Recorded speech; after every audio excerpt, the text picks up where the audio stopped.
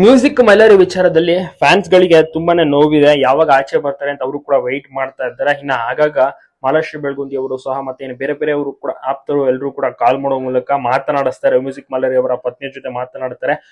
ಯಾಕೆಂದ್ರೆ ಈ ಒಂದು ಟೈಮ್ ನಲ್ಲಿ ಅವರ ಕುಟುಂಬ ತುಂಬಾನೇ ಧೈರ್ಯವನ್ನ ಕಳ್ಕೊಂಡಿರುತ್ತೆ.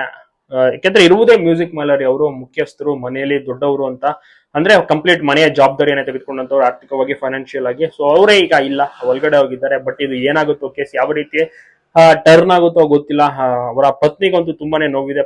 ಮತ್ತೆ ಪುಟ್ಟ ಮಗು ಇರುವಂತದ್ದು, ಚೆನ್ನಾಗಿರುವಂತ ಒಂದು ಕುಟುಂಬ. ಬಟ್ ಈ ರೀತಿಯ ಒಂದು ಘಟನೆಗಳು ಮಾಡ್ಕೋತಾರೆ ಅಂತ ನಿರೀಕ್ಷೆಯೂ ಸಹ ಮಾಡಿರಲಿಲ್ಲ. ಕಾದು ನೋಡ್ಬೇಕು ಏನಾಗುತ್ತೆ, ಯಾವಾಗ ಆಚೆ ಬರ್ತಾರೆ ಮ್ಯೂಸಿಕ್ ಮೈಲರಿ ಗೊತ್ತಿಲ್ಲ. ಪೊಲೀಸ್ ತನಿಖೆ ಸಹ ನಡೀತಾ ಇದೆ. ನ್ಯಾಯಾಂಗ ಬಂಧನ ಅಂತ 14 ದಿವಸ ಅಂದ್ರು. ಈಗ ನೋಡಿದ್ರೆ ಇನ್ನಷ್ಟು ಎಕ್ಸ್ಟೆಂಡ್ ಸಹ ಆಗ್ಬಿಟ್ಟಿದೆ. ಇನ್ನ ಕೂಡ ಒಳಗಡೆನೆ ಇದ್ದಾರೆ. ಮಾಲಾಶ್ರೀ ಅವರು ಸಹ ಲಿಖಿತ ಅಂದ್ರೆ ಮ್ಯೂಸಿಕ್ ಮೈಲರಿ ಅವರ ಪತ್ನಿ ಹೆಸರು ಲಿಖಿತ ಅಂತ ಅವರಿಗೆ ಕರೆ ಮಾಡಿ ಮಾತನಾಡಿಸ್ತಾ ಇರ್ತಾರೆ. ಆಗಾಗ ಯೋಗಕ್ಷೇಮ ವಿಚಾರಿಸ್ತಾ ಇರ್ತಾರೆ. ಧೈರ್ಯವನ್ನ ಸಹ ತುಂಬುವಂತ ಕೆಲಸವನ್ನ ಮಾಡ್ತಾರೆ.